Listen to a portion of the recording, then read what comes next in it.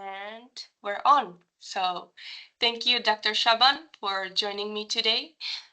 You are Hello. project manager of Pianoforte's project GIROSCOPE, if I'm not mistaken. Yes, Could you that's right. please introduce us your project? Good afternoon, everyone. Thank you for this opportunity. My name is Wawrzynczak-Szaban. I'm sorry, and I am the coordinator of a new pianoforte project called GIROSCOPE. The full name is quite descriptive because this is a guidance for innovative reactor offsite consequences, plant and emergency. To understand our mission, we can look at how our energy needs are changing nowadays. We all want to have a clean, reliable energy, and many countries are now seriously considering a new generation of the smaller, more flexible nuclear reactors, which are often called small modular reactors or novel nuclear reactors or advanced modular reactors. These aren't the giant power plants of the past. Because of the advanced safety features, they offer a new possibilities. They could power a remote town, an industrial complex, or even be placed much closer to the urban areas to provide things like district heating, for example. This flexibility is a huge advantage. But this new potential also presents a new challenges. Right now, there are concrete plans to build those reactors in many European countries, including my home country, Poland, and, for example, Sweden, that two weeks ago, more or less, decide on the specific designs to be chosen. However, we have no real operational experience with them in Europe yet. This is why we need to update our safety rule books, and the answer to the questions is wherever we should change and verify our security approach, rules and models compared to those we already have to the, let's say, old nuclear technologies. And this is exactly the gyroscopes comes in. Our project, which has just begun, will create that updated safety guides for these new reactors. We have brought together top experts from around the world, and our mission over the next 3 years is to study these innovative designs and develop the best possible plan to protect our communities and the environment. So in short, I can say that Gyroscope will ensure that the safety plans for tomorrow's nuclear energy are as innovative as the technology itself. Thank you. Thank you. Second question, can you describe your consortium and explain how you engaged and selected your partners? Certainly. We knew that this project required, let's say, dream team of specialists. So our consortium is quite a big consortium. It consists of 12 expert institutions. From Poland, my home institution, the National Center for Nuclear Research. From France, we have the NNRs platform, the Nuclear Protection Evaluation Center, and the Authority for Nuclear Safety and Radiation Protection. From Spain, the Research Center for the Energy, Environment and Technology. From the United Kingdom, the UK Health Security Agency. From Norway, the Norwegian University of Life Sciences. From Germany, the Federal Office for Radiation Protection. From Greece, the National Center for Scientific Research, Democritus. We have partners from Sweden, which is the University of Gothenburg. From Portugal, the Portuguese Environmental Agency. And we also have our partner from outside of the Europe, which is the Canadian Nuclear Laboratories. And each partner brings a unique skills that we can group in three basic areas. First of all, we have, let's say, reactor specialists. Those are the foundational team creating a detailed safety blueprint for 3 specific reactor types we cover within the projects. Those are the high temperature gas-cooled reactors, the compact molten salt reactor, and the small light water reactor. We can say that those scientists are figuring out exactly what materials could be released and in what amounts, which is the critical step for the further work.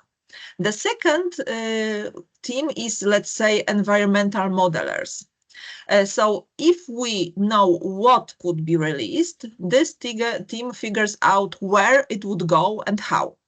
They upgrade the requirements to computer simulation tools to predict how materials would travel in complex environments like cities.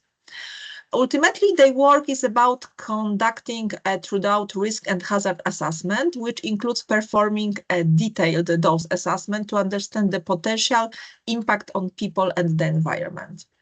And the third, last but not least, for sure, our social scientist team, and they are working on social perception on novel nuclear technologies.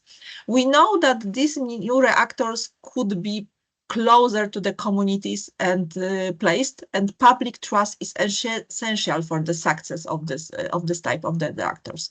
So their jobs to this group is to manage the crucial dialogue between the project and the public, involving experts, stakeholders, and risk communication, listening to the concerns, answering the questions, and developing clear, trustworthy information to ensure the community is well-informed, partnered in the process, because this is crucial for the success of this process.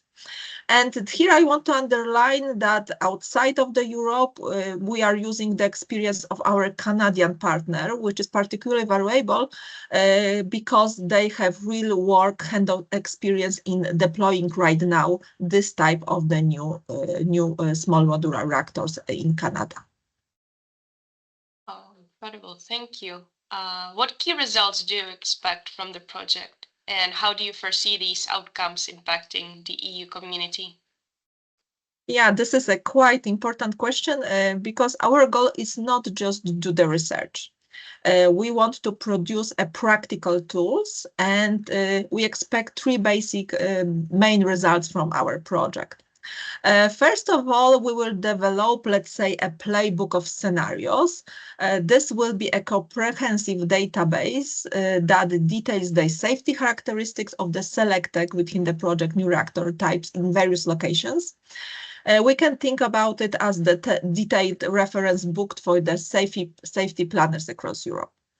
Second, we are looking for the suitable, smarter simulation tools. We are verifying what has been used up to now within the old type of the reactors and the computer models that predict the environmental impact. And we try to answer the questions of whether those models are still suitable for small modular reactors, or we have to upgrade them. This will allow for faster and more accurate safety assessment, especially for the complex sites near cities or industrial area, which are the case in this new type of the reactors.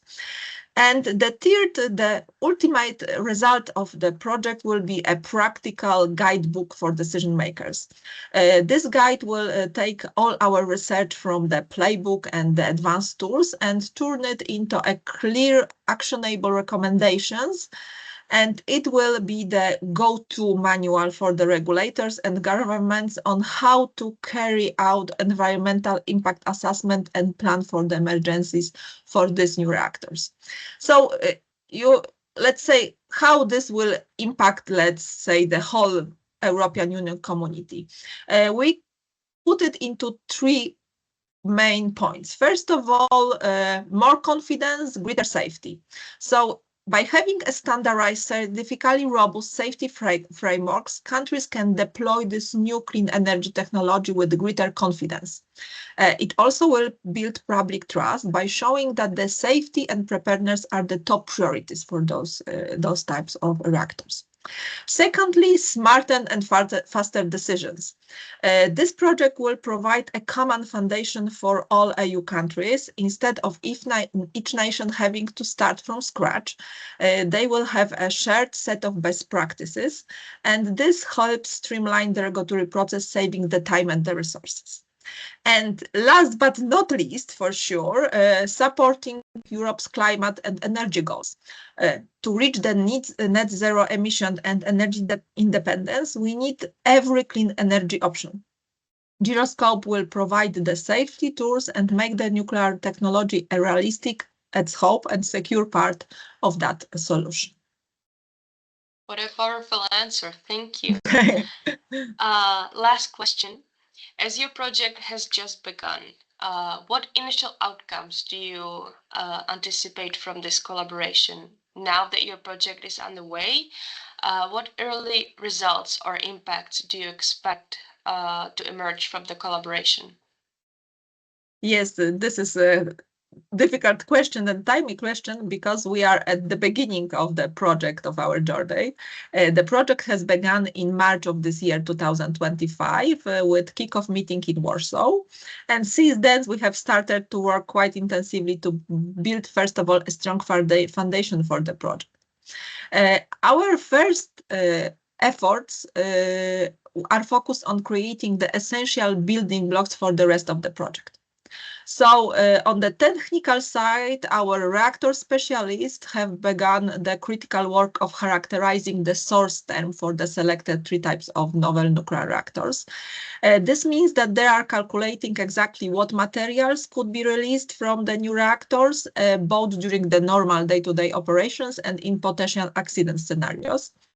And this is the fundamental data that everyone else in the project will rely on. Of course, we also want to compare those calculations with, let's say, the generic one, which are available in the literature.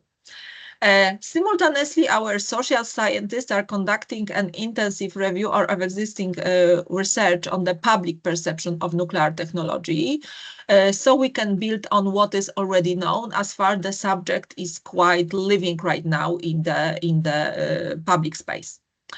And we have also made a quite key first step. We have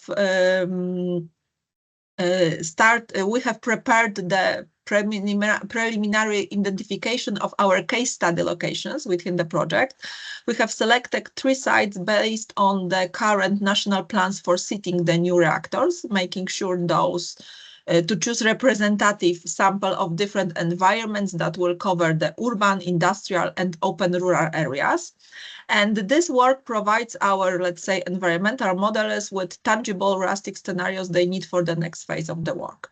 Finally, we are already actively engaging with the wider community. For example, in June 2025, I have attended a workshop in Oslo on the future of thorium-based energy in Norway, which brought public stakeholders, public and scientists to discuss on this subject. So we can say that the immediate impact of our collaboration is right now is the creation of a strong common starting point, as we are at the beginning of our work. We are building a shared high quality data sets and common understanding across our 12 international partners, which is essential start for the detailed analysis and the recommendation that GIROSCOPE, I hope, will successfully deliver at the end of our work. And I think that this is it.